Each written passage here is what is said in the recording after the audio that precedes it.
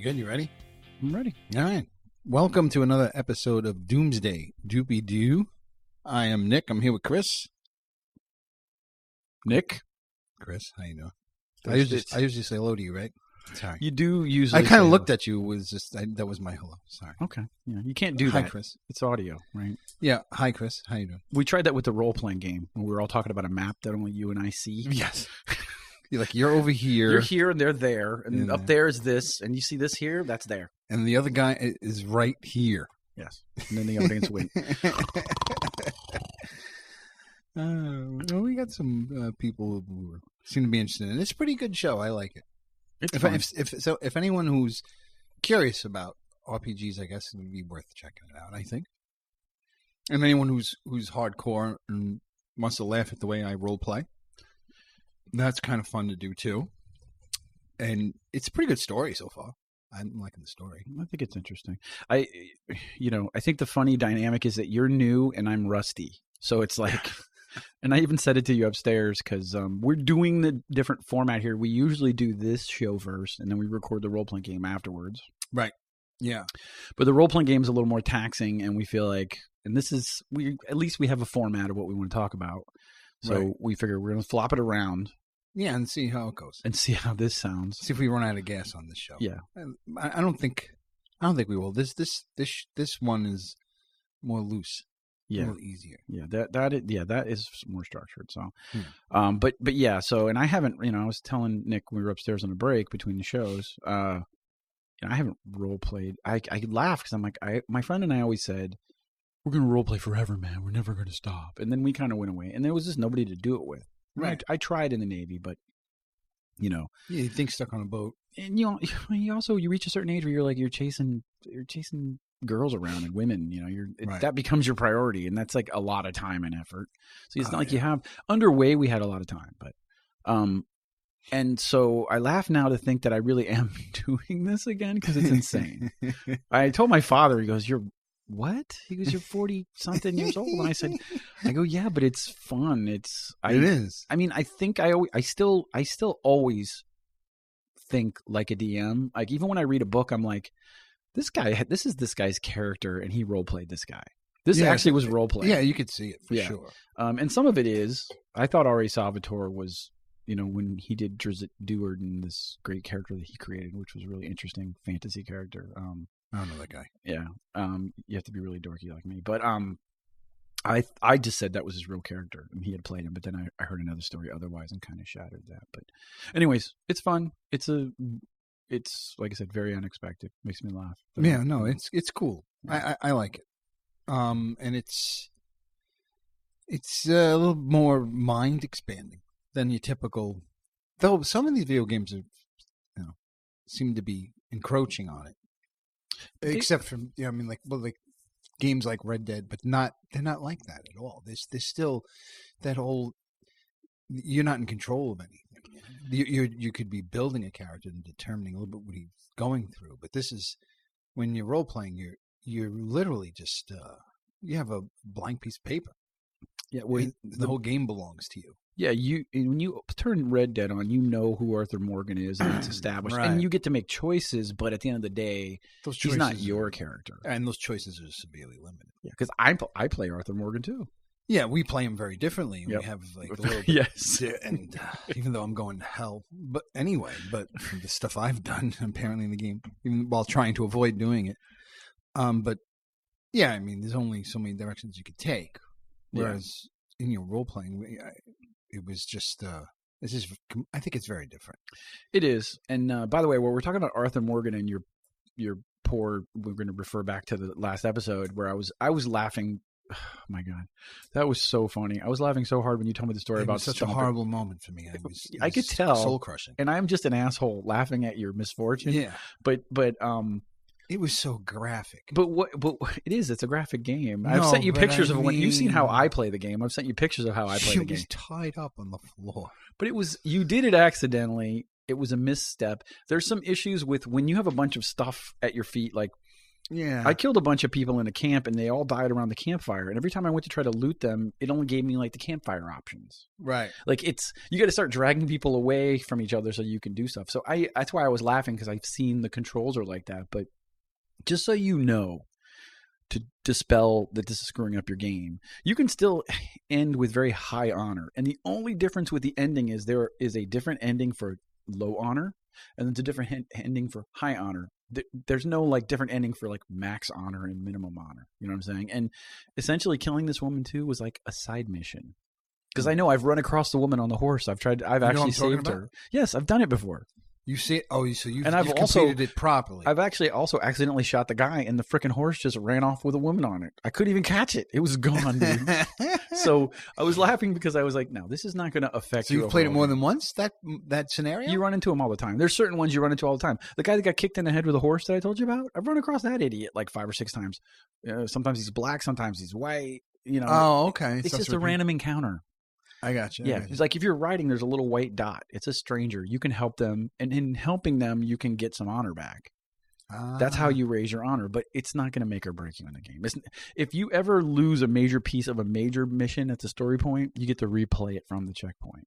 Right, that's when it says failed. But there's no like, oh shit, you killed her. You'll never be able to right become the governor of the town, right? Or mayor of the town, whatever. So you're fine. Yeah, no, it's cool, and this getting together is fun. And I noticed even some changes, like I watch more movies now than I used to watch. Really? Yeah, I mean, I saw the Spider-Verse movie, which was great. Yeah. It was actually a great movie. I don't think I made fun of it too much ahead of time, but I did say there are too many Spider-Men. You had made your mind up already about the movie. I said there were too many Spider-Men. I did say I wanted to see it. Okay. Yeah. Well, yeah. Okay. But I was just getting upset with all that there were all these Spider-Men. Yes. I didn't know why there were all those Spider-Men. Spider-Men, Spider people, Spider persons, not even persons, things, spiders, spider stuff. We're an inclusive podcast. We include. Well, no, the movie was too, in many ways, obviously, but also, there was a pig. Was a robot. There was all sorts of spider things. There was a black and white person. That's right. I was going to say there was a black person and there was a white person, but there was also one who was both. There was a black and white person. Yes. I was like, yeah. There was and I was going to say something about that movie. Now I freaking forgot. You said it was better than you expected. No, it was. I wanted to ask you a question. So, well, it's spoilers. How long is it out? It was out. It came out before Christmas, so it's been out for, I think it came out early December, so maybe like 5 or 6 weeks or something. And this doesn't even spoil the movie. If you might be able to piece this out even from the trailer, but I wasn't 100% sure until I watched the movie. Mm-hmm. So if you're super sensitive about it and you haven't seen it, you could turn the dial down for probably like, I don't know, a minute. Yeah. Well, if I'm talking, it'll be 10 minutes. Right. So Spider-Man's dead? Peter Parker is dead. So, but did you... Or are we to believe that was just another universe where Peter Parker is remarkably similar to the Peter Parker that we know? Maybe to think that they all maybe differ just a little bit. And maybe that Peter Parker died, but it wasn't our Peter Parker. Well, I'm almost thinking that because that Peter Parker had blonde hair, and our Peter Parker, I don't think... Did he have blonde hair? His hair was blonde. Yeah. When they pulled the mask, once again, spoilers... La la la la la! Put your fingers in your ears. I don't remember when they pulled them. Remember when Kingpin pulls the mask off of him? Right before he kills him, he has like blonde. Well, I did say he's dead. He's dead. Yeah. Wait. We already spoiled it. That happens in the beginning of the movie. Yeah. So no. There really doesn't have much to do with them. Well, there's no like major like you see everything out in the commercial, so I don't think there's like major earth-shattering things to even spoil other than to tell the whole movie, which we've done that before too. But anyhow, it was an old movie. It was Batman versus Superman. That's right. Anyways, but he had blonde hair, so I mean, I don't remember. While we were in that dimension, I don't know if that was our dimension. Right, it may not be us. So I mean, I think that's kind of the cool thing about it is, you kind of watch something, it could have been our dimension, maybe it wasn't. Who knows? Use your own imagination. Right. Fill in the blanks. But from that perspective, that story was about Miles Morales. It's always more interesting when they don't know what they're doing, right? and they learn to grow into Spider-Man, right? They have some adversity that they have to overcome, right? 40-year-old middle-aged Spider-Man in the sweatpants. Right. He was funny. He was hilarious, yeah. And Nicolas Cage was pretty damn good, too. Yeah, it's hilarious. I just like when they intro the Spider-Man and they do their little... Let me just tell you what it is. Yeah. That's hilarious. And it just keeps repeating, but it's different every time. But I love the difference between the 20-something-year-old Spider-Man who died and the 40-year-old Spider-Man.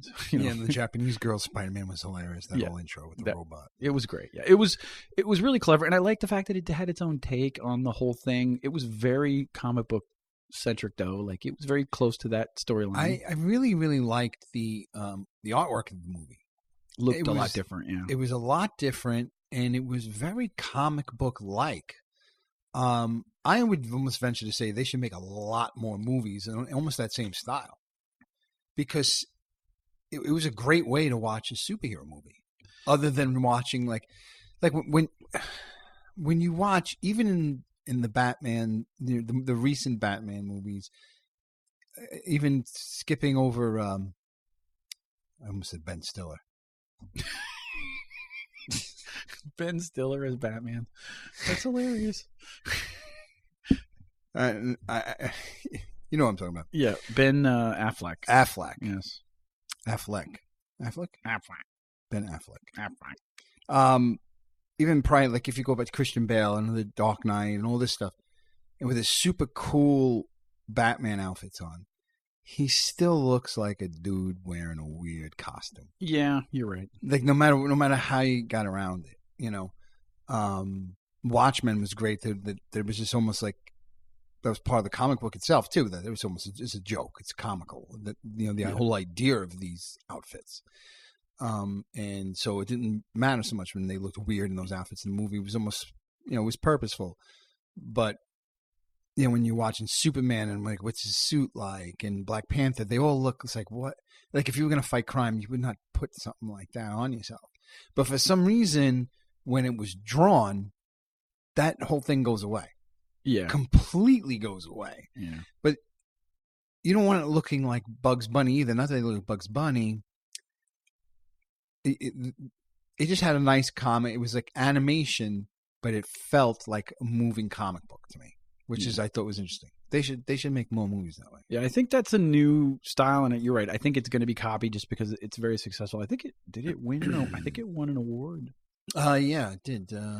Golden Globe. Golden Globe. Animation. Yeah. It was fun, legitimately funny, like just funny ass movie too. I mean, it was. I was laughing so hard, and my kids were like, "You're a maniac." I'm like, I'm really enjoying this. No, yeah, and the kids were enjoying it too. Yeah. So now I even saw some other movie recently. I forgot what it was. And you're like, oh, you saw that? Buster Scruggs, you saw. Okay, right? Buster Scruggs, which I watched too. Ballad of Buster Scruggs. Yeah, I watched that. Movie. Yeah, but a couple other movies. I haven't seen movies in a long time. I guess that it's the kids are older now, and I'm sleeping a little bit normally. And there's not, there's a lot less sleep interruption, I guess. Mm-hmm. So you have a little bit of energy to maybe watch a little bit of something. But also, I think you have, I don't want to say pushed me. You didn't push me, but you've inspired me. I inspired you to watch, return to the theater, to waste your time watching. Yes. And so you see like a lot of trailers and stuff now. And have you seen the trailer to Dog Way Home or What's that Dog's Way Home? Dog's Way Home. Because someone has to explain this to me, and I thought maybe I'd bring it up in the show, and maybe you could explain it. Okay. Because you're good with movies and stuff. Okay. You didn't see A Dog's Way Home? I think is. All right. Well, remind me, refresh my memory. Maybe I have seen it. Well, the problem is that I saw the trailer a couple of times. I could tell you the whole goddamn movie. Now, you say that I could say that I felt that way with Spider-Man. Yep. And other movies too. Too. You already have written most of the movies in your head. I think everybody. Well, I don't know the movie itself, mm-hmm. but I know how it begins. Mm-hmm. I know the middle, and I know how it ends. Pretty sure how it ends. They showed the ending in the trailer. In the theater, they show it. It's a little more obvious as the ending, unless after that, Russians swoop in on helicopters and kidnap the guy, and there's a whole part of the movie that I don't know anything about. Which they did that to me with Frozen. I thought Frozen was about that fucking stupid freaking snowman. Mm-hmm. I was so excited to see that movie. I thought it was going to be fucking hilarious because I think that guy's funny who plays him. I forget his name. Josh Gad. Thank you. And I freaking got there and I sit down and it's a musical about two princesses. And I was like, Jesus Christ, it's the fucking biggest switcheroo I've ever seen in my life. I thought it was me and my son looking at each other like, holy, what are we doing here? Yeah. You got sucked. Well, you got affected by the marketing for Frozen because they got crossover money from you guys. The trailer, it was not meant for you. Well, no, but the trailer was just the moose and the snowman fighting over his nose. That's what I'm saying. That was the trailer. They sucked you in with that. I have to see this movie. And then it's about a girl who, when she touches stuff, it freezes. It's a princess movie. Yeah, it's literally not only that, it's like a teenage princess. Yeah. It's not like a woman coming. It's not like a little mermaid coming of age. Well, maybe a little bit, but I felt like she was older. But I don't know. It was a kid movie, which I guess I should have expected. It was Disney, but the music, like every 3 minutes, was a musical number, and I wasn't expecting that. I mean. So it wasn't just you two, because Lucas fell for that, because I'm trying to remember, he and I have been movie friends from like the beginning. Like I took him to see the original Avengers in the theater. That was one of the first of the Marvel movies he saw. Right. Like he was 5. Yeah, I was saying he had to be pretty young. Yeah, 5. Which a lot of people say probably too young for that, but I'm a bad parent. I don't. My kids are very movie centric, like me. Yes, it is known. And I was like, we would go to the movies, and he would choose. I'm like, I don't care. We go hang out in the movies, and Nat gets time alone. This is before we had the other one, and so he was like, I'm like, we can go see Frozen, because he was getting excited about it because it was a buzz at preschool, because boys and girls are very integrated at 5, right? Right.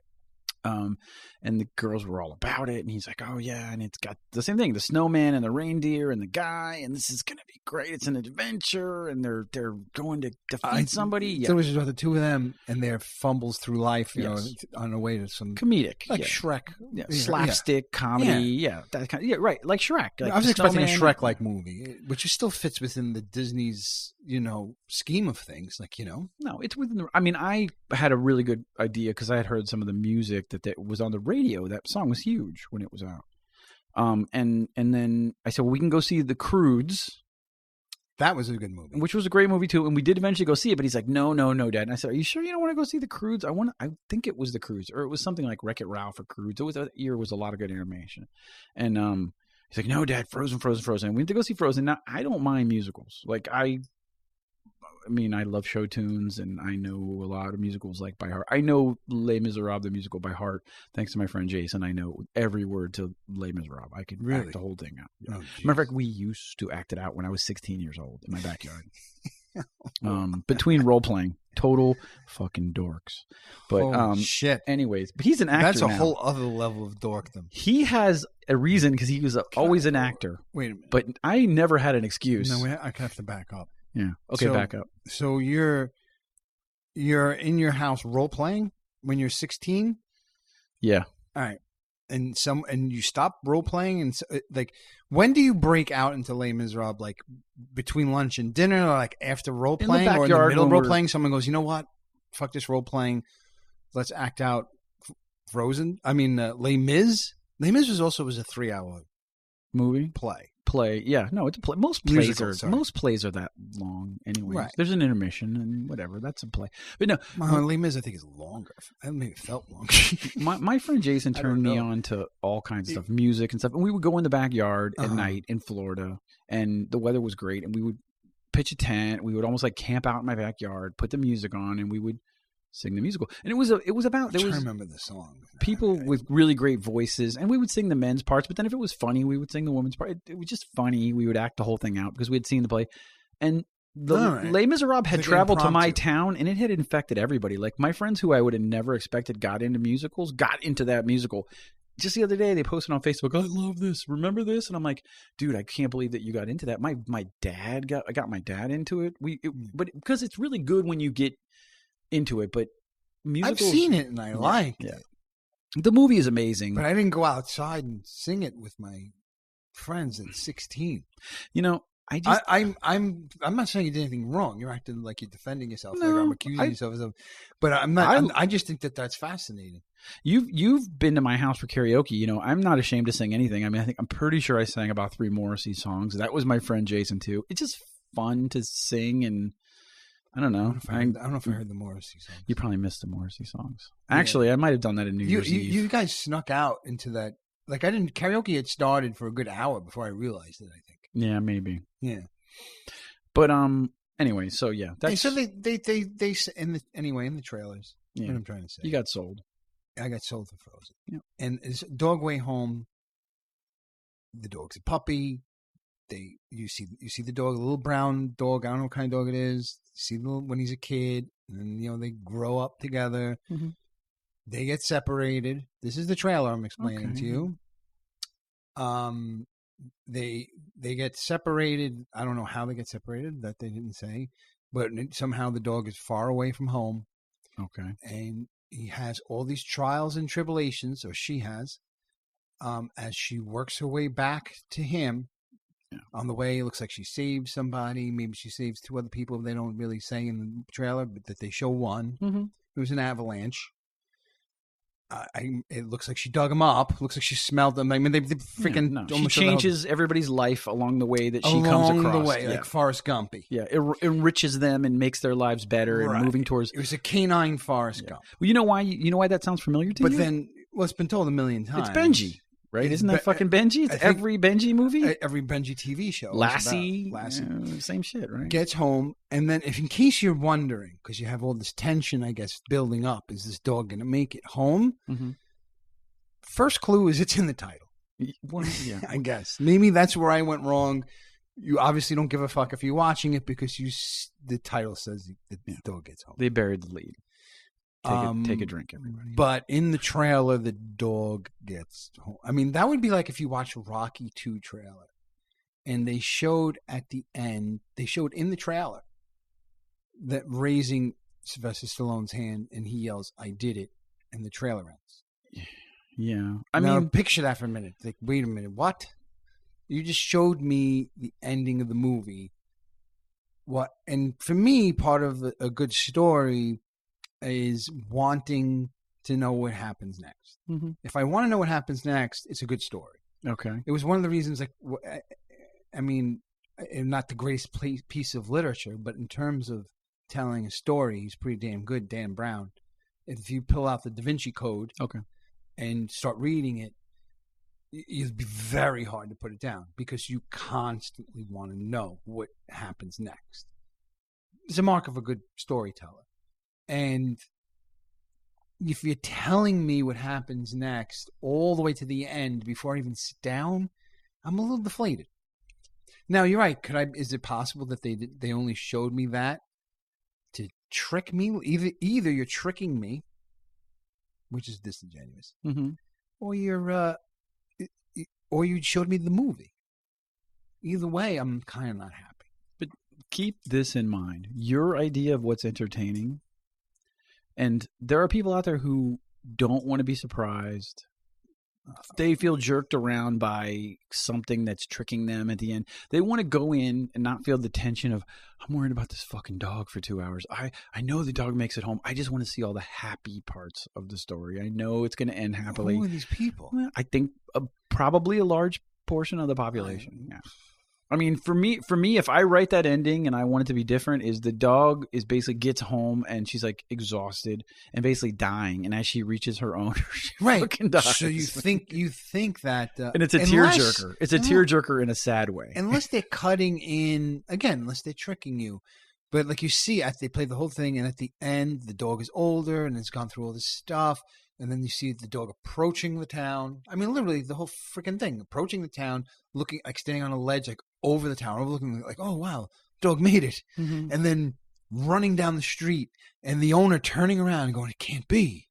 Like, even that line is in the fucking trailer. Really? Can't be.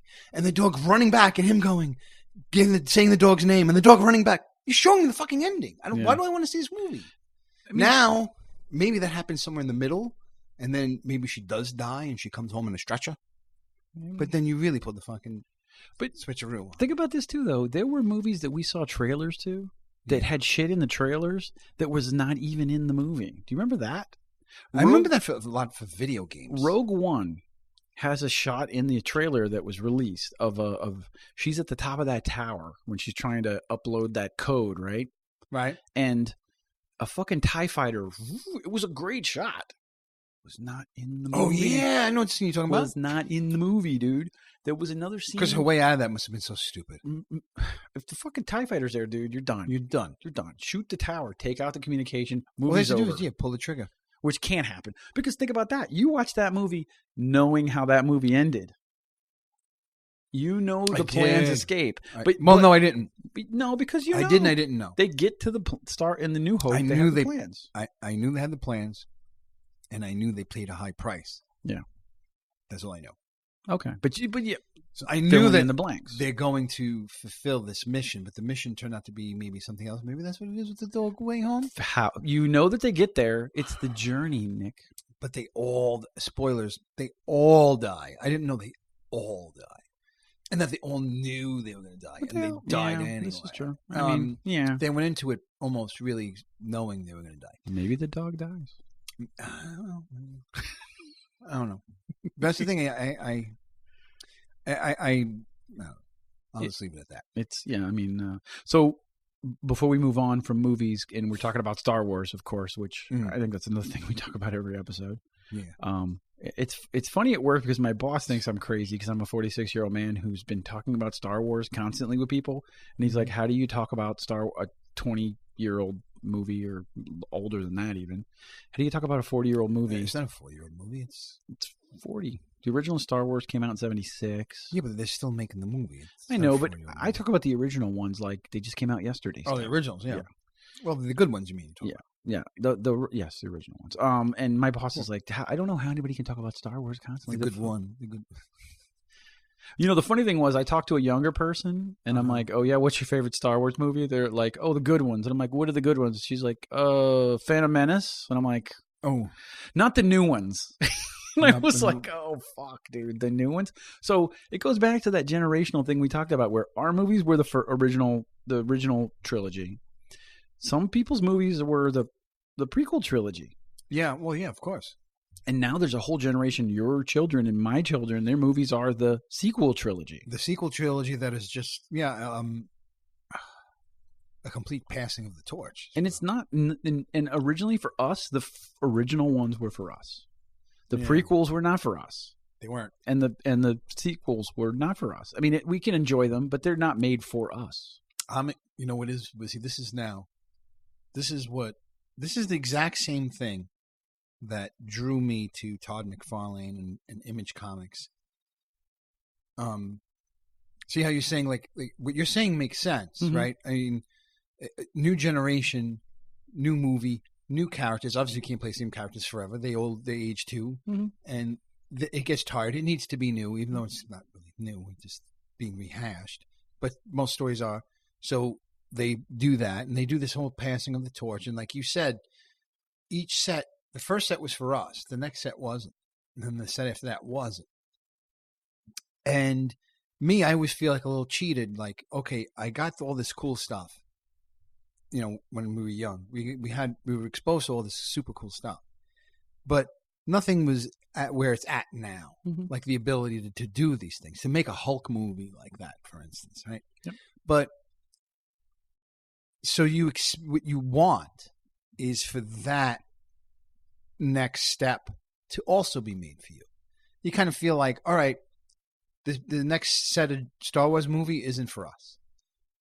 Well, wouldn't it be cool if there was maybe a set of Star Wars movies for the new kids, and then there was also one for us, like one that we would get to see?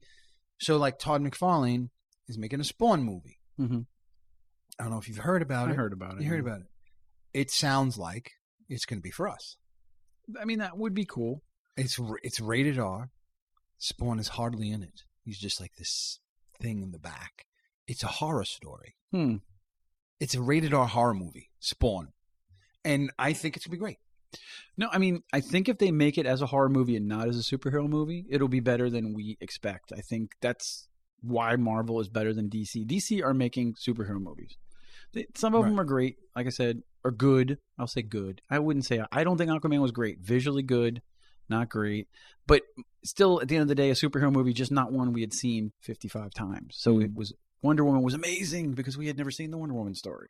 Right. Batman we've seen 900 times. Right. But Marvel does this good thing where, like I said, Winter Soldier was a espionage thriller, right? Spider-Man: Homecoming was almost like a teenage angst movie, like a Breakfast Club, but with the superhero in it. He was going through that. Right. And they're making a New Mutants movie that's just like what you're saying with Spawn it's a horror movie. It just happens to have mutants in it. Okay. So, I think it'll be good. I think it's interesting. It's an interesting take. I didn't read Mutants or watch them. New Mutants I read when I was a kid. They were like the AAA club for the X-Men. Okay. So yeah, and they eventually became X-Men. They eventually became Avengers in the comics and all that stuff too. But this Huckberry licorice is awesome. It is. I'm glad you're enjoying it. I'm glad I was able to bring some snacks to the show. Bring something to the table here. Other DMs make chili. I know. You want me? I'm just saying. Quinoa chili. I'll bring some quinoa. I just don't think it's a good idea. No, not quinoa. You want like turkey chili? Meat. Okay. You gotta put meat in chili. No beans. I'm going to make a note here. No, just meat. Turkey chili. So anyways, but before we go too far, because there was a point I wanted to make. Go ahead. Because I'm not sure. I mentioned that I was doing this. Make the point. I'm going to finish this list. We were talking about Star Wars. No, go ahead. Yeah. It's just really noisy. So no, not right now. Go ahead. We need like cough buttons so we can open up snacks. Because the second show we snack, that is the one drawback. We almost never snack keeps on us alive. Yeah. Because we should be passed out by now. Yeah, we should. We've been doing this for like more than 3 hours total. I went to Red Bank to the lovely Count Basie Theater last Friday to watch Empire Strikes Back in concert, which I think I mentioned to you is they show the movie on the big screen with a live orchestra. With the live orchestra doing the score. It was amazing, and I have not seen that movie on a big screen since 1980 when it came out. So much of that movie is the music. And that's why I picked that one too, because I think it has the best score. It does. And because you get the princess's theme and you get the Imperial March was the Empire Strikes Back. That's where that came in. When you first heard that song come in, it gave you fucking chills. But dude, we're in the theater and the lights are down. They put the big screen up. So it's not just the orchestra. I'm watching the movie in the theatrical version on a theatrical screen with a bunch Wait. Original theatrical version? It's without the score, but it's no. It's the what Lucas. I was hoping it would be the original version. That version doesn't exist anymore. There was a fucking. It was the Lucas edited version. Yeah, where so Han Solo didn't shoot first. That was A New Hope. That's New Hope. Sorry, I mean no. So like Cloud City in the original one was completely white. Okay. Everything was white. Now they put all that background shit. Yes, and added robots and added little things going through the background. Yeah, but that's not their fault because those original versions. Try to keep it better. They try to keep. They don't exist anymore. You can't even find. It was more egregious for the New Hope.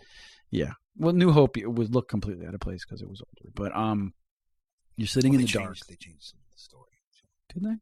Oh, other than Greedo shot Jabba first. Shows up and has a conversation with Han Solo. But that was filmed. That was filmed for the original movie. That's where that footage came from. Cut out for a reason. Yeah, because it wasn't necessary. Because actually, if you watch it in the movie, it's actually kind of redundant because the conversation with Greedo that happens right before that, they say all the same shit. Right, but in the first one, you get this more of a sense that he's hunted. Yeah, you don't. If Jabba was there, he'd be dead. It's better that you don't see Jabba until the third movie. Yeah. So, but they went nostalgia because they want to give you Jabba in the re-releases. Go. That's it. This isn't too loud. But so I'm sitting in the theater with my kids, which is another thing that's awesome. I'm watching my favorite Star Wars movie. Jesus Christ, Nick.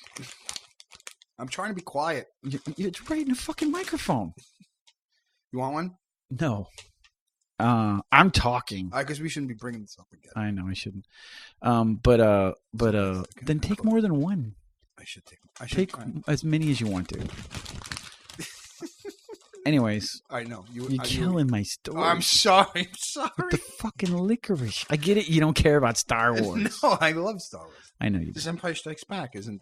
See, we're gonna have this out. Trench Run versus Asteroid Belt. We're going to do this. And by the way, I have the data already. So you gathered the data? No, not yet. All right. So I know I'm right though. But anyways, Go ahead. So you went. So sitting in the dark with my kids, Empire Strikes Back, at the Basie, which isn't a real theater. It's not like going to AMC, right? It's like a stage theater, like they would use it to do plays. It's really cool looking, and my kids were like, "Oh, look at the roof and look at the pillars and the architecture and everything." And we're sitting in the dark, and the lights go down, the orchestra's up there, and they're quiet and they're just ready. And they're sitting on the stage right underneath this screen, and that Lucasfilm thing comes up, and it's dun dun dun dun dun dun, dun, dun. Oh, dude, they played that. Fuck, they played it end to end. And remember, when you watch the movie, so they do a lot of work in the middle of the movie, and you get to see the string sections and the brass sections, and the percussion section working together, and you see. And I pointed out to myself, I'm like, "Oh, this is going to be a good one," and But when the movie ends, they really start to go to work because the score goes really heavy through the credits. Oh, yeah. So people got up and started leaving when the credits came on. And I'm like, guys, the orchestra, we're here to see the orchestra. And they're really, because the end score is all of the other pieces all weaved through this thing. You realize what a fucking genius John Williams is and how he sprinkles little parts of these themes into stuff. And just, it really, he's a fucking artist. And I listened to a couple podcasts where they just dissect Star Wars scores, and you just really, and this guy's a musician and an expert, and he's like, listen to this, and he starts, and you can hear a sprinkling of the princess's theme in here, and this and that. And you're just like, wow, and you really have and so I had an appreciation for all that stuff because of these podcasts I listened to, and my kids were there, and they're playing the score, and I had chills, dude. That scene in the carbon freezing chamber is like one of my favorite scenes of the movie. It's so I just love every beat of it is amazing. I love you, I know. And then the whole thing just changed. It's amazing. So it was a great experience for me, and I brought my kids and my wife's uncle. He's fucking powerful music, especially live with an orchestra. Oh yeah, and to see that, and they're playing it, and it sounds perfect. It's just so well practiced, and they're doing all the movies, even all the way up to Force Awakens. So it was pretty cool. It was pretty cool, and then the best part is the audience too were really into it. Like they were laughing and they were making jokes at certain scenes because everybody knew the movie. It was almost like marginally a little Rocky Horror Picture Show in there too. Because like when Luke and Leia kiss, they're all like, "Ooh!" Yeah. I'm like, this is great, dude. Everybody's just so into it, Right. We were all there for the same reason, and we were all fans, and it was just a cool vibe. And my kids loved it. Yeah, it was great. It was a really good time. So if you get the opportunity to do that, I mean, and they were like, great, Dad's dragging us out to watch Empire Strikes Back again. Because every now and then I'm like, I'm picking the movie, and they're like, Empire Strikes Back. I'm like, it's the best movie ever. They're like, Dad. So, yeah, it was, I got teary-eyed a couple times. I'm like, I'm sitting here with my sons, and I'm experiencing this thing again. I was a little kid with them, it was neat. So that's what I wanted to go and talk about. It was something that I did. It's emotional past handing off Star Wars to somebody. Isn't it weird? It is. When I felt like I had the same thing when I was watching The Last Jedi. I was crying at the end of that. Yeah. Just about. Because I was like, wow, the torch has literally been handed off in every freaking way in this movie. Couldn't have been more obvious about it. Yeah. And the kids did like it, and they, like I hear the way my kids will talk about Kylo Ren. Yeah. Like he's Darth Vader. And I'm like, he's not Darth Vader, but to them he is. He's their Darth Vader. Yeah, no, and they think he's cool. The way we thought Darth Vader was cool. Yeah. And he's the sword that we all think is dumb as hell. That's the one that they pick out at the toy store. Yeah, that's the way it jumps out, and it goes back to, like you said, that generational pass down and the sensibilities of that generation being taken into account on those characters, and that emo fuck Kylo Ren. I just don't. He's just a terrible leader. I don't know. I just don't know get how in shape for the role. I know. I mean, sitting there weird, oddly stripped to your waist, alone in a room, right, and looking flabby. Get Mark Wahlberg on the phone. Looks like we have a transformer. Really, have a conversation with him. Find out who his trainer is. Jesus, he was Christ. Realistically Chris Hemsworth, somebody. Yeah, but I don't know. Is that future? Is that Jedi shape? I don't know. He's hoping for more. Especially he's a young guy. And I don't know. I didn't think he was in that bad of shape. Especially if you're going to have your shirt off like that. If he's in the type of shape where they had to hide 4 inches up his belly button, they put a goddamn cummerbund on him. They did, yeah. I guess you're right. His pecs were pretty big. They weren't like chiseled, but they were like beefy, weren't they? Yeah, they were beefy. All right, they were a little flappy. Maybe even. I don't remember. I got to watch it again. I didn't pay that much attention to that part. I was very much paying. I was on the edge of my seat. But no, because you wanted to know were they going to hook up? Did you get sucked into that? No. I mean, I don't know what the hell's going on there. That's. But that was the point of the no shirt thing. It was almost like to sexualize that encounter in a way, wasn't it? Well, yeah, because she made like, "Can you put a shirt on?" And he's like, "Well, wait a minute. I'm sitting in my room. What the fuck are you doing here, bitch?" Right. And I'm like, how did she know he has no shirt? Because they could see everything. They could see each other. Well, yeah. I mean, I don't know what that means in the future of the movie, and that's in J.J. Abrams' hands right now. So it can go anywhere. And I've heard some things about they say they're going to use footage, Carrie Fisher footage they've shot from The Last Jedi that they didn't use. Somehow she will make an appearance and she will have an official exit from the series, even though she's not there. They're not going to computer generate her and all that stuff. I think they committed that they weren't going to do that. And J.J. Abrams is directing it. Right? He is the director, yes. They've asked him to kind of clean the whole thing up, and it's the penultimate. This is the last of the Skywalker saga. They're not going to fuck with our childhood anymore. This will be the end. So we'll have to see. I don't think I think J.J. Abrams is pretty good about putting things together. He does a good job, and I don't think it'll be bad. I think it'll be entertaining. Hopefully, it'll be a satisfactory conclusion. And we'll have to see, and maybe, hopefully, for Nick's sake, unless he starts doing some push-ups or something, that Kylo Ren is going to. He's getting some shape for the last movie. Okay. I mean, he may not appear in any others. Who knows? This may be his last. So, like, shoot some steroids up or something. Is that what you're suggesting? Whatever Mark Wahlberg does, or Chris Hemsworth, or one of those guys. The Aquaman was his name. It's Jason Momoa. That's just. I think he came out like that. That's just genetics. No, I don't think people come out like that. He's unbelievable. That guy. Yeah, no, that's a lot of work, and possibly other stuff, but definitely some work. So there's that. That's the movie segment of the show. I don't know. I had some other notes here, but they're all stupid. Yeah, we can get. Well, I had a bad day, like on the road, car wise. It's like one of those days, car wise. Not a bad day. Well, yeah, I don't know. It started in the morning. This isn't a bad thing. This is just something I couldn't understand. I hadn't seen it in a long time. I'm behind a guy in a car, and we're at a red light in not a one-way street, a two-way street, one lane each side. So it's like a small street. People walking around. It's like 9 a.m, and he rolls down his passenger side window, and he chucks an empty can out the fucking window. Oh, Jesus Christ! And I'm like, did this guy just right in the middle of the street, right in the middle of a busy street, 9 o'clock in the morning? Where? And then in Brooklyn? Yeah, and then rolled the window back up, and I remember being like amazed, like who does that? What plates did he have? Was he have New York plates? He had New York. He was Uber driver or a Lyft. There was one of those black with the taxi thing, and he was driving like a complete moron. Okay. So the guy's clearly a moron, but I don't know. You run into morons, and they don't like say, "I'm going to throw this can out the window." It's just weird. It seems like something from the 70s where we weren't aware of that. That doesn't Indian, go away. Remember the Indian crime? Yeah. I don't know what we don't pollute, and all of a sudden. But I think I don't know. There's just a whole segment of people who are just. I mean, it's going to sound bad. I refer to those people as like filthy animals because I have them in my building. I say those people. It's not like any race or creed or gender, but no. I'll leave that up to you. No, I won't even say who it is. But I'm telling you, everybody that listens to it, their mind goes right to certain things. Everybody has their preclusions about things. Yeah, preclusions. Some people are probably thinking it's a certain race. Yeah, but and they may or may not be wrong. Yeah. So when I use the word "those people" and "filthy animals," I just mean the slobs of the world. I'll give you an example at my work.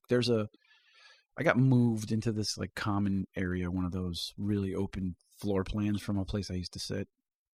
And there's like one, I don't even think they think about it anymore. They just cram me in there like a tin can. And there's like one bathroom with like one toilet and one urinal. Okay. And then I go in there at any given time to go to the bathroom, and there's just somebody fucking taking a dump in there, and just a obnoxiously loud dump though. Like you're in this little space, dude, and you're just like, what if you? It's horrific, dude. I'm gonna be on this guy's side now because this happened to me today. They were doing construction. They're doing construction in the kitchen area, and they have our bathrooms in the kitchen area, which is due to space constraints, I guess. That's where it was put. And so if people are warming up lunch or something like that, and you're in the bathroom, then the door is closed, it's pretty quiet. But it's a tiny room. You're surrounded by tile. Yeah. I mean, there's no way you're not. And sometimes you have, a lot of stuff going on. I ate broccoli rabe the day before. And cabbage. I keep eating broccoli rabe. I can't get away from it. I like broccoli rabe. But it'll do that for you. And then like you're on your third coffee and it's 11:45. Oh, God. And so this is what happened. And I held it in. Now what I did is I held it in till after lunch. I barely ate my lunch because I was all bloated. It was backing up. And finally, and every time I looked in there was just 3 people. Someone's mopping something up. Someone's cleaning all the dishes so they can put them back in the newly built cabinets and all this stuff. And I was like, I can't. What am I gonna do? So I feel for that guy. As I was walking in, I warned them. I said, I'm sorry if you hear something. So maybe that's. But that's. They were more shocked at that, which I don't know why. I was trying to be polite. I'm judgmental though, and that's kind of a part of my story too, because I go in there and you waited as long as you possibly could. You wanted to show that. It made it worse though. Well, you did because you waited. Been quieter. Yeah, if you'd been earlier, maybe you would have shit like twice and had half the noise. Right. Instead of shitting once and it being sound, like, the sounds, the smell, the mess. Sounded like your butt throwing up, like. No, it was loud. It sounded like machine gun fire. But there's another so there's this one bathroom, and it's right between all these areas. And there's a ton of us sitting in there. It's just bad to go in there, but it's so small. If somebody's in there taking a really disgusting auditory and you shouldn't have the urinal in there. It's right next to it, dude. It's just so. But there's another bathroom that's back over where I used to sit, and it's got more toilets, and it's a little. I mean, it would be something like I feel like it's almost more expected or whatever. But in that bathroom, there's always shit. In the other bathroom, there's always shit that's gone on over there. Like people would put instructions over the urinal on how to pee in a urinal. So I guess people just pissed all over the fuck. It's very difficult. So I try not to if I don't have to go during the day. It's like I don't actively avoid it, but my timing tends to sync up when I'm home, and I'm more comfortable with that. That's awesome. So I'm trying to do that. But it's not always like that. Like you're eating a lot of fiber and you're eating a lot of like oatmeal and shit, and your body's like, get it out of there. So I went like after lunch, and I'm like, ooh, I'm kind of like, oh God, I gotta go. Right. So I rushed down there, and I was going the handicap stall because there's more room to spread out. And I don't we don't have a ton of like people in wheelchairs and stuff. So I'm like, I feel like I'm not stepping on toes because I do try to be courteous. If somebody comes in with a wheelchair, you can just get up. And, Oh, not if I'm moved in there. You're going to be waiting. You might as well really pack a lunch. So, I'm on my phone. I mean, I moved in. I built a little nest. No, I'm in and out. I'm sitting on an egg. I'm in and out because I feel like as soon as I walk in there, that every girl in the office has an imaginary clock that starts as soon as they're keeping track of how long you're taking a shit. Yeah, and I feel like when I pass the minute mark, I start to get disgusting. Oh. And so I'm in there working, sending emails, I'm chatting people, telling people how to troubleshoot things. No, and it's very fast for me. I would just be sitting there doing. I do that sometimes at home to get away. Mm-hmm. Yeah. But I guess at work, I feel like I don't know. They tend to be fast. It tends to be because you know what it is. Because at work, I hold it in so goddamn long because I don't want to do it. Yeah, and I try and make it, but I never do. And so when I get in there, my body's just like a rocket engine. Yeah. No, you're in there because it's an emergency, which is like me too. I just usually hang out to make sure, I guess it makes sense to hang out. Yeah. I mean, I'm not there for like an hour, but I'm not there for I'm not like in and out. Right. But you walk in and you open the door, and the place, the shit that's gone on in this bathroom, dude. We found shit on the floor. What? I don't know how you shit on the floor. Well, in a public bathroom, you expect a work bathroom? We have a lot of different people from cultures, and the way it was explained to me, they don't sit on the toilet. They kind of they squat. There's crazy stuff going on. I don't know. And then there's always piss all over. Just squatting on holes over the floor. Yeah, or just I don't know. In the floor, or maybe they're putting their feet on the toilet seat and they're literally hovering over the toilet seat. Because somebody explained that to me, like they were like in there once and they heard all this noise and they saw no feet, and then all of a sudden they saw feet. Like I don't know. I'm forensically trying to say what the hell's going on in this bathroom. Like you sit on the fucking toilet seat. There's toilet seat covers. Yes. See, the problem is you walk in and there's always piss all over all the fucking toilet seats. Like it's fucking terrible. So you're always mopping that up. So no matter when you go in, anticipate you're going to wipe the toilet seat, then lift the seat because underneath, like it's just, I don't know what's going on. So I sat down. This was between Thanksgiving and Christmas. If anybody's keeping track of my shitting, I shat at work, and I sat down, and so whatever, and I did my thing. Not to get graphic. I mean, every podcast in existence has a show that's about their shit stories. It's a shit show. There's always a shit story. This is our episode. This is our shit show. This is the shit show. This is the shit show. We should just change our name to the shit show. I mean, we only spent about 20 minutes on us shitting. Yeah. But go ahead. But I could talk about it all day. I do with my father-in-law. We just well, I find it fascinating that you can sit there for that long at work. At home, I get it, but at work, I'm too. Well, remember that it's not. I don't frequently. I feel like I'm making excuses for myself now, but it's peaceful. There's nobody calling. No, but me. Again, but when was this particularly? Was this after Christmas? It was before Christmas. Was after Thanksgiving. Wednesday or Thursday?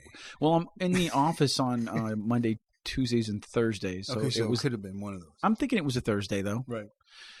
But so I did my thing, and what are we doing? And I got up, and when I reached back to flush the toilet, the back part of the bowl between the lid and the mechanism that you flush with, there's the taint. It's kind of it's the toilet taint. The toilet's taint where it attaches to the wall, and it has the the aperture that you flush going in the middle of it. There's all that real estate back there. I think that's our show title, but go ahead. Toilet taint. Toilet taint. Toilet taint. Okay. It's either that or shit show. Or shit show? Okay, clearly. So, I guess we're not spoiling anything. If you're listening to this much of the episode, you know the title of the show. It's not like we're spoiling it by telling them what the title of the show is. Yeah, no. The toilet taint. I like it. But there's all that real estate. It's a lot of porcelain when you think about it between the back of the seat and the wall. Because your back's not against the wall. So I reach my hand back to flush the turlet. I like to call it turlet. No, I'm laughing at you. I like how you like to pantomime. I always pantomime. Yeah. That's the tiny percentage of Italian in me is me doing. You pantomiming flushing a toilet. Poorly, yeah. And my hand brushed that taint. So you touched that with your hand. I didn't mean to, but I'm not coordinating. Not the taint, but you touched the handle even with your hand. Well, I mean, how else are you going to flush it when it's behind you? It was a courtesy flush. Oh. Or you grab a handful of toilet paper before you did that? I'm going to wash my hands afterwards anyways. What am I doing? I don't know. So you just said yourself you're playing with your phone. That's on my left hand. Then you put your phone. It's in my your left face. hand. I have my phone for the people at home. I have my phone on my left hand. You never lose track. Oh, it's always full contact with the phone constantly. So that's the protocol. Left hand. Phone. Left hand phone. Right hand flush wipe. Right hand flush. How wipe. do you do it? It's unpredictable. You're ambidextrous. I don't bring a phone in there for that purpose. Shit. Because I don't. It depends on my back is feeling, which way I'm going to twist. Are you a two-hand wipey? Do you stand up to wipe or you sit down? No. How can you stand up? Your ass goes all. I see. No. I stand up and try and get it the other way because I don't want to scrub shit up the back of my balls. Do you wipe back to front? I'm a dabber. I work back to back. You walk. How do you wipe back to back? I wipe it. I get my hand. I hook my hand behind my ass from behind. Jesus. No, you can't. I contort myself. I can't do that. And wipe back up across instead of wiping up towards myself. If somebody catches a glimpse of you through the crack of the stall, they're thinking you're giving yourself a proctological exam. Yes, that's what I look like. Okay. So, but for the courtesy flush, you have a handful of paper towel, of toilet paper. No, I don't do that. No, you should do it. No. I should maybe. Even though you're making me nervous now, yeah. like I did something. Like I have feces on my fingers. And on your phone and on the side of your face. Just sniff my fingers. I don't know why. Like I just shit. But so what happened? I my hand absolutely brushed this taint. My pinky finger really is what it amounted to. Accidentally brushed. Oh, it was a fucking lake back there. And dude, and it shook me to the core of my being to the point where I was like, out loud, I'm like, motherfucker.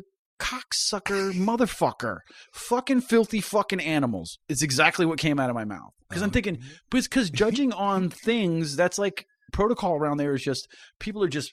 I'm like, did somebody just stand here and just hose the fucking back of the wall down? I'm like, how do you do that? Yeah, like if you have an accident, right, and you spray a little bit on the rim, don't you just grab a tissue paper and clean it up? Mom taught you to clean up after yourself, right? But no, but it's already been established that this is like, it's like the fucking Wild West in here, dude. Just shit and piss and do whatever the fuck you want.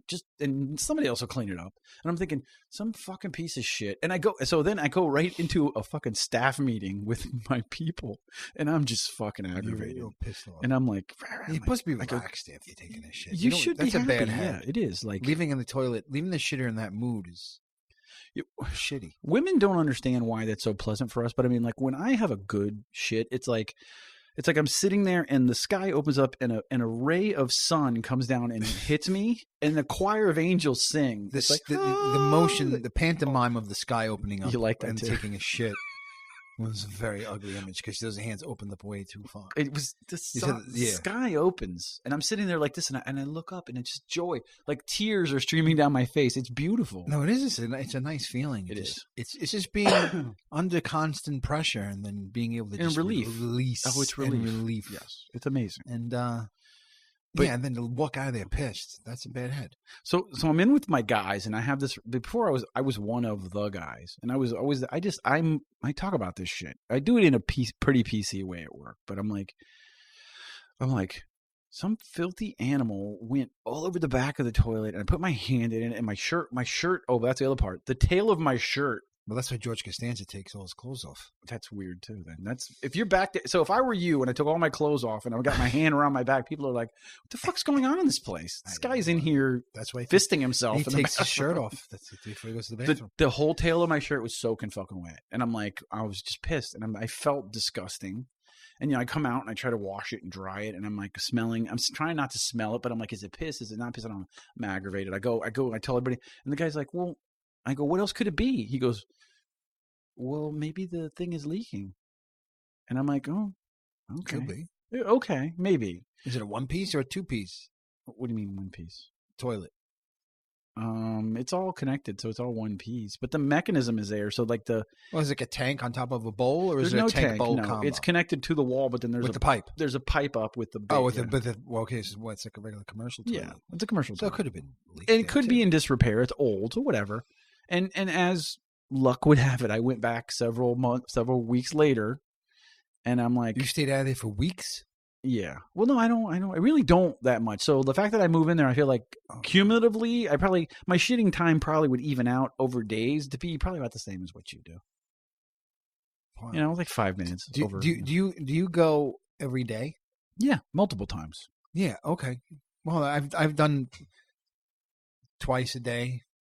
3 times a day, sometimes, very rare. That's a rare one. But that's more like you go and you finish and you think you're finished and you go back and you. But then you just go finish it. My off. wife doesn't. She'll go days. That's women though. They're not human. They're not. Something not right there. Wrong there. No. First of all, my father always told me when I think I was 6 years old. My father said, "Never trust something that bleeds for 7 days and doesn't die." He was also married 3 times though, so he has a perspective about things. But there you go. But also, I would add to that is if it doesn't shit every day, one, that would make you really cranky, right? I mean, Nick, you go a day without shitting. No. You're pissed off, right? Yeah. So all that pressure's still there. I cut them slack for that reason. And they'll tell you that their bodies are so efficient that they just don't create stool. They so efficiently process food. No, there's something wrong there. I don't know what you say. I don't know. So you were in a bad mood to me. That's and then I went back and I found out that I was totally vilifying everybody. I was talking about how filthy animals and I was and there were no animals. But I jumped to a conclusion based on facts though. Like the bathroom is disgusting. The bathroom was disgusting. Yes. So anyway, how the fuck did we get on that? I don't know. Oh, well, I forget. What the fuck were we talking about? I don't know. Shitting. What did I bring up? The dog way home. The guy throwing the fucking can out the window. Oh, filthy animals. Litterers. I said littering their animals. They throw shit out the window. They're the same people that would shit on the floor in a public bathroom. I guess that's the parallel that we just cast. Right. Then I was on the way home, and I get to a stop sign, and a car to the right also had a stop sign. It was a two-way stop, 2 one-way streets crossing each other. So I'm stopped. Guy on my right stops, but got there maybe a second or two before me. A second, really. So the right-hand side's got the right of way. The whole thing. I read the manual. I took the stupid test. Car goes. Okay, it's my turn. Next car goes. Stops, but he's not really stopping. It's a black Mustang. Mm-hmm. No, black Charger. Not really stopping. No, it was a Mustang. They're so fucking similar from the side. But it was black, right? It was black and white. Okay. And it's at the stop sign, and I'm in a stop sign, but he's moving as I'm starting to move. So I start to slow down, and he doesn't look like he's slowing down. And like I'm a quarter of the way to maybe almost a third of the way into the section when he's already starting to go.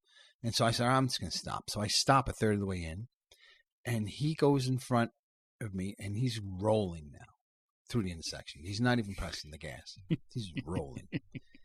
And he gets in front of me, and he stops his car in front of my car and gets into a stare-down contest with me.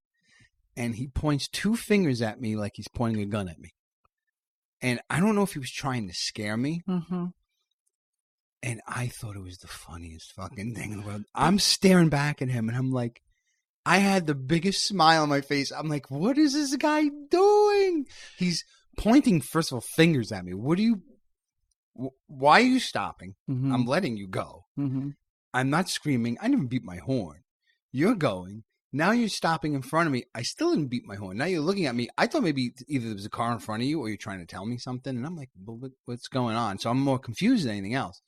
But then now you're making eye contact with me. I'm not like I'm breaking eye contact. I'm keeping eye contact with you, like to say what, you know?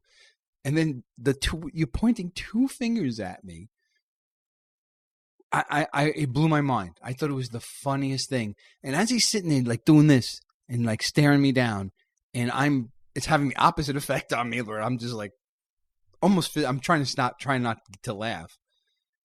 He's just, you know, he lowers his hand and he slowly rolls back through the intersection. And I don't know, I just couldn't get that out of my head. I'm like, what 2 sets of people did I drive? We're on the roads today that I ran into, that one of them was just tossing garbage cans and the other one is fake shooting people with his finger. I don't know. Who aren't even really... It's not like you were beeping your horn and yelling at him and being no, like, what the fuck are you doing, asshole? I let him go. I'm like, all right, okay, go, dude. He was just like, I'm doing this. Yeah, I'm doing this, motherfucker. Right. Yeah, that's right. And that's right. And I have 2 fingers. Oh, I got 2 fingers right here. Look, I got 2 ones over here, I got too. 2 fingers. Yeah. I have toes. You know, yeah. I mean, I don't know what he was showing me. But that's... See, those are the parts of society that scare the shit out of me if something were to happen and there were utterly chaos, like those people, when things collapse, are just not... They don't want to follow the rules when things are working. Yeah, but those people don't last long. You would hope, but no, I mean, what if he did have a gun? What if he did have a gun and he was just like, I really want to shoot somebody. I want you to. Oh yeah, yeah. I want you to go like this back to me because I'm gonna fucking shoot you. Right, like, right. Well, that's possible. What I was thinking of, like not long after driving past the thing and just shaking my head as I was driving down the next block, was like, wow. I immediately I thought of my old neighborhood. I grew up in Bensonhurst, Brooklyn, and when I was, I don't know, maybe I was 12 or 13 years old. That would be what, 31 years ago. So that would be 1990, what, 7? 31 years ago? It's 2019, 31 years ago. This would be 1998. I think, I don't know. Well, wait a minute. I graduated, no, that would be 27. 1989. 1989. Yeah. So 1989, Jesus Actually, Christ. not even that. I graduated high school in 1990. Well, I was 17 years old. It's actually a simple math problem. It's 2019 minus 31. So 19 gets us to 2000. Right. And that leaves us with 22 left over. And 22 from 2000 is 86. 87. Yeah. Well, 88. 88. Right. We can't do that. I said 98. It's 1 o'clock in the morning, guys, just so you know. Yeah. So 1988, I can't tell you how many stories where somebody stopped, Someone else lowered a window, screamed out the window.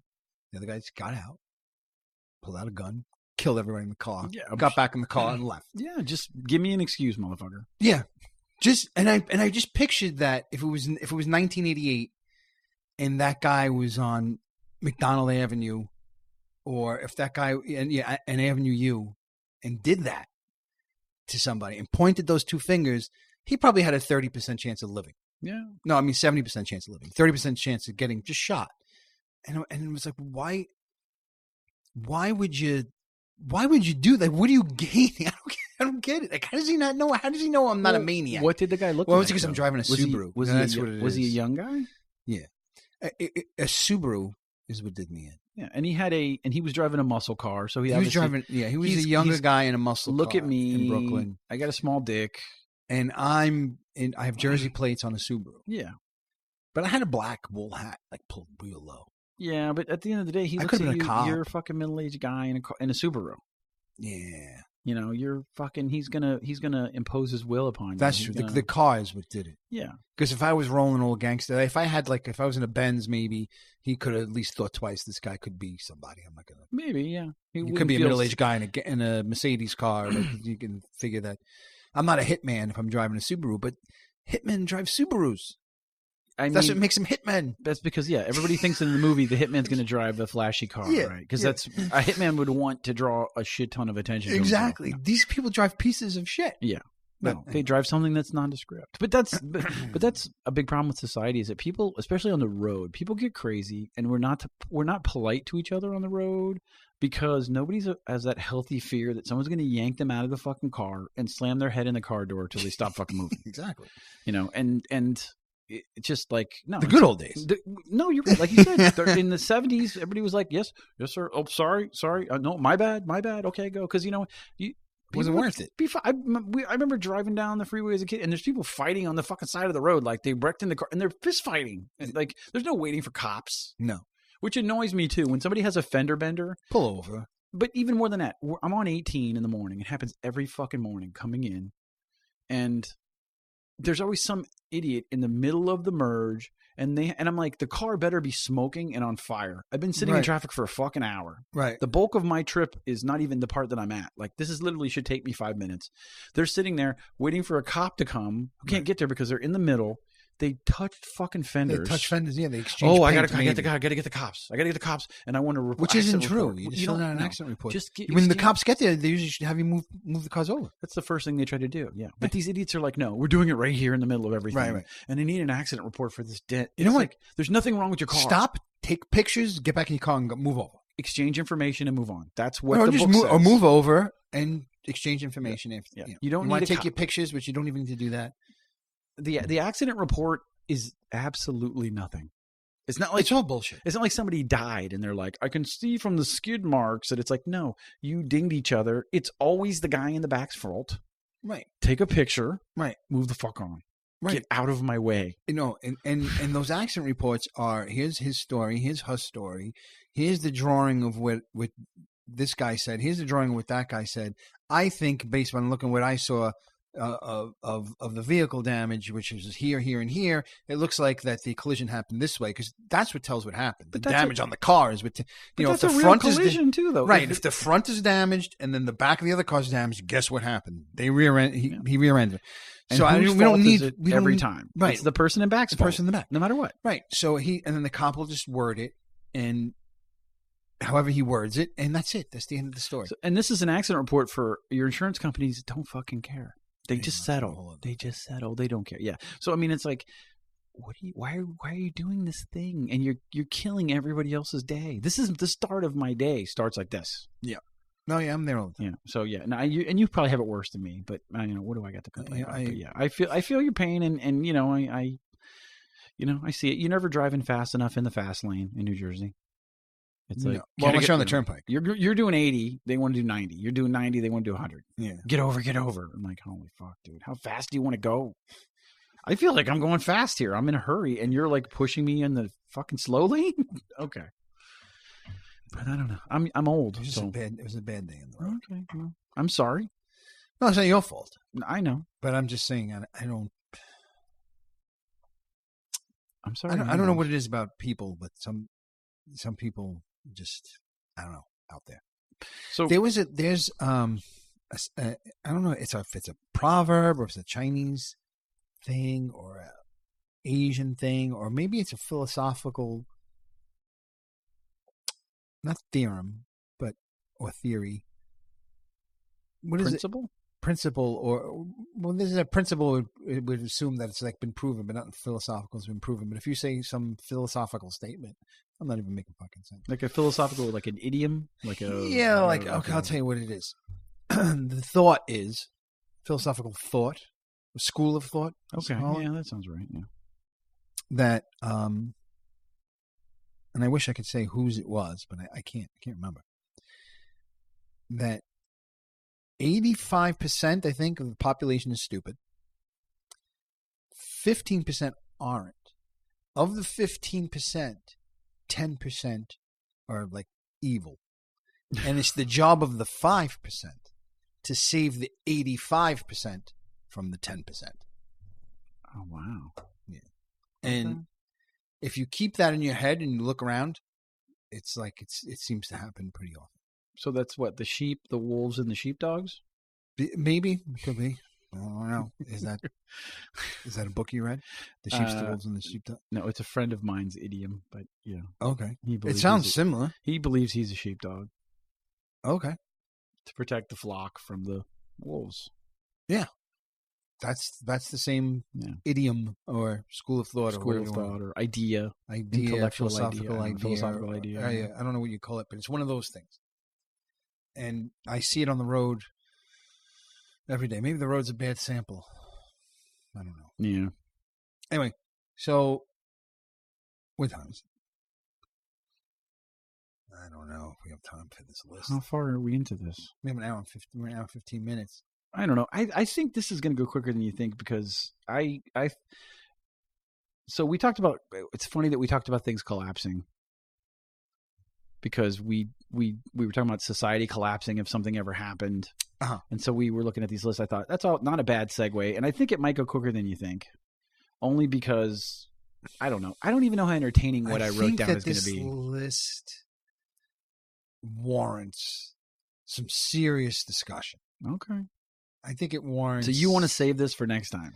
I think we should save the list for next time. I have it in front of me, and there are like a lot of interesting things that have been jumping out at me. There's some stuff that, in particular, that's scaring the shit out of me, like these yellow vests. But so, just so I'm clear, because I did the homework. Yeah, and I feel bad I told you to do the homework. No, but I did it too. You reminded me. I was going to do it anyways, but I would have. I'm always like, I wait for the last minute. But, yeah, but sometimes that's good. I felt sometimes bad, I remind you, like, but, just so we don't forget. And the way my mind organized the list that we did is probably different than the way you did. Like, I started to look at individual, like, very specific. Well, see, this is what I mean. This is a discussion in itself. Okay. Because the whole list could, what are the dangers? What dangers do we, meet as human beings?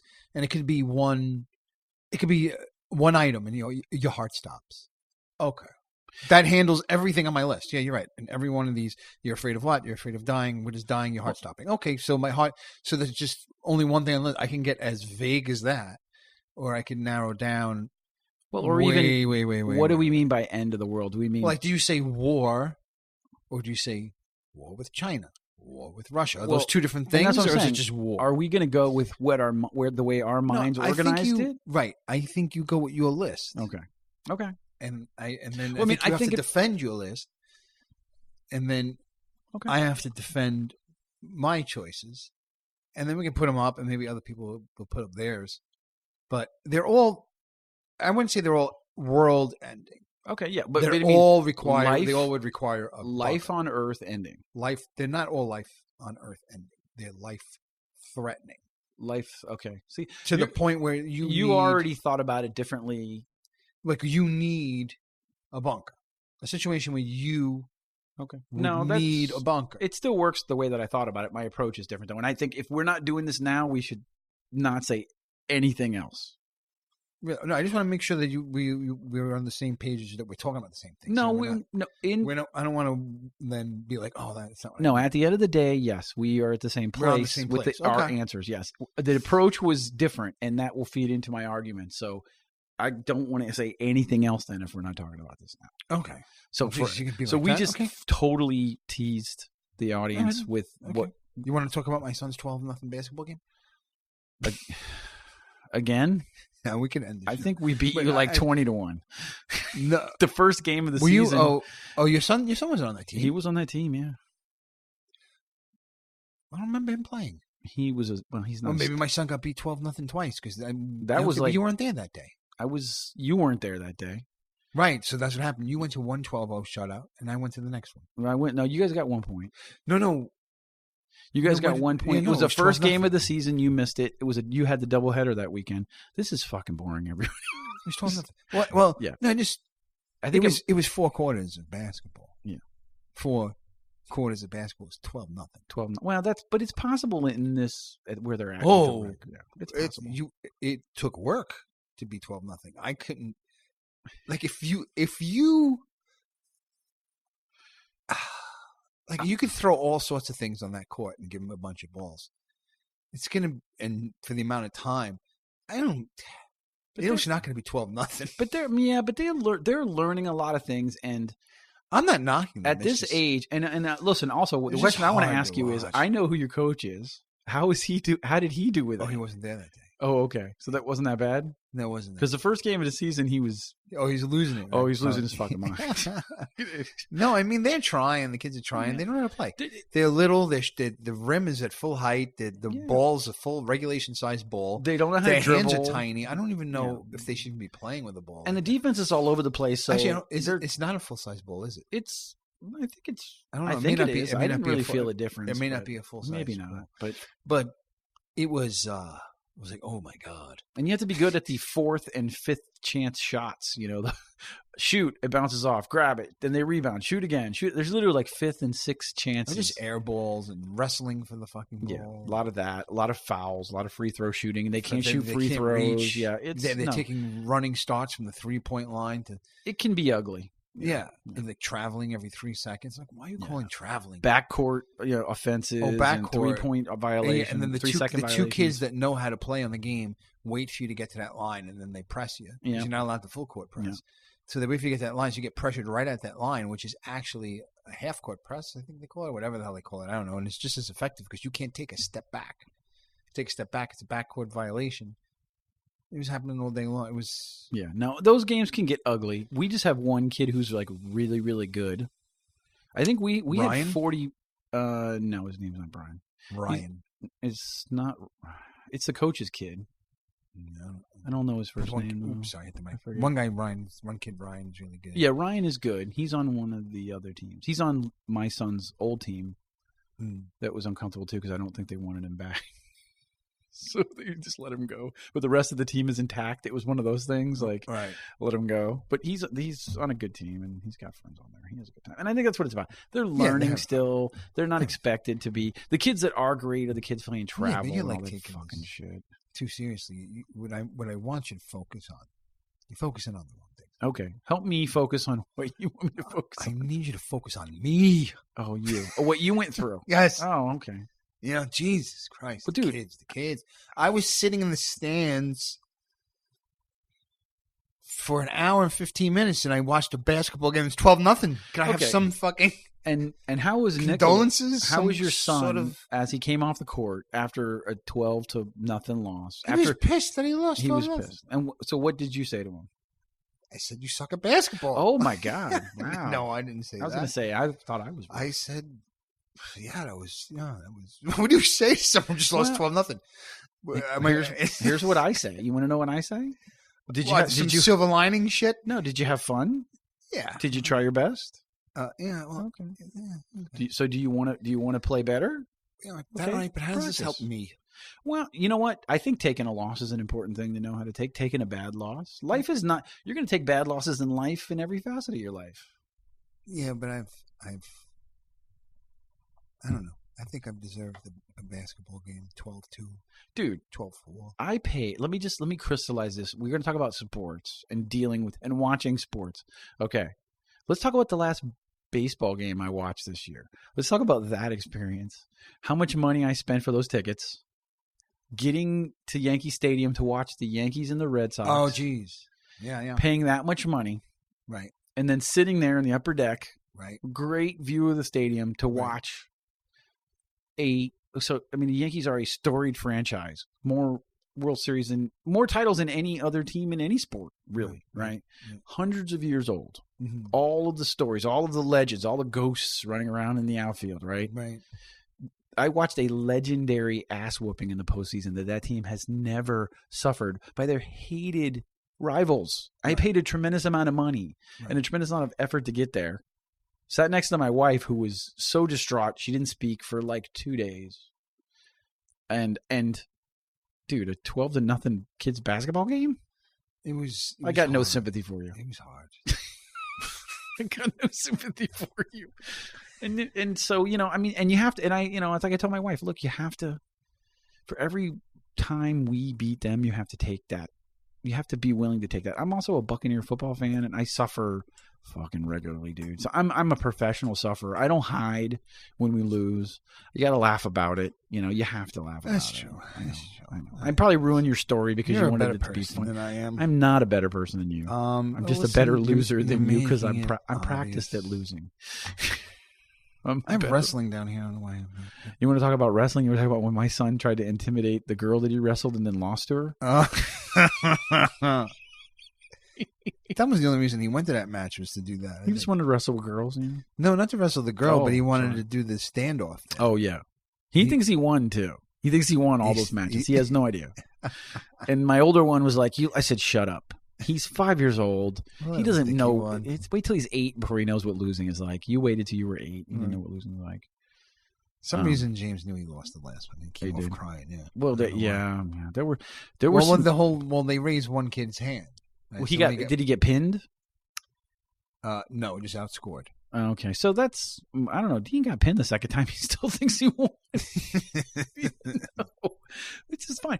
Once again, I go, did you have fun? Yeah. Did you try your hardest? Yeah. Do you want to do better? Sure. Okay. Well, go. That's when you're with the coaches. That's why you have to listen. Pay attention. So I try to, because I want them to take that value from it and not just be like the competition, or maybe because I'm not a jock, I'm not living vicariously through my kids. Like, you must win, try your harder. I'm like, what do you want to do, man? Do you want to do this? Do you not want to do this? Are you going to take something from this? Is he going to learn something? So I don't know. Getting a whooping stick every now and then is a good thing. Yeah. No, definitely. My opinion. IMHO. There's 12-0 and I'm sitting there. 12? It's not really sinking in, I don't think. But it's all right. It's I was expecting a little more sympathy. But you're siding with the children, which is very, risky and brave of you. Well, I'm a child myself. So. Okay. On that note, we'll end this show. If you enjoy the show, just maybe tell a friend, or rate us on iTunes and give us some stars, or drop us a line on our email or Twitter. The email, Twitter is doomsdaydoopy. The Gmail is doomsdaydoopydoo@gmail.com. Am I forgetting anything? No, check out if you're interested in the role-playing podcast, check it out. Yeah, the role-playing podcast is I think it's fun. If you're curious, and I think the story's good. We try to make it entertaining. Yeah. And we play it to the we pretty much we play it pretty straight. I mean, we roll when most of the time, I think, when we should be rolling, and they're true rolls, and as evident when I'm playing and losing. And if you don't like the role playing show, fuck you, you're a fucking pussy. Well, that's I don't know. I antagonize our audiences. I don't. Do we have an audience?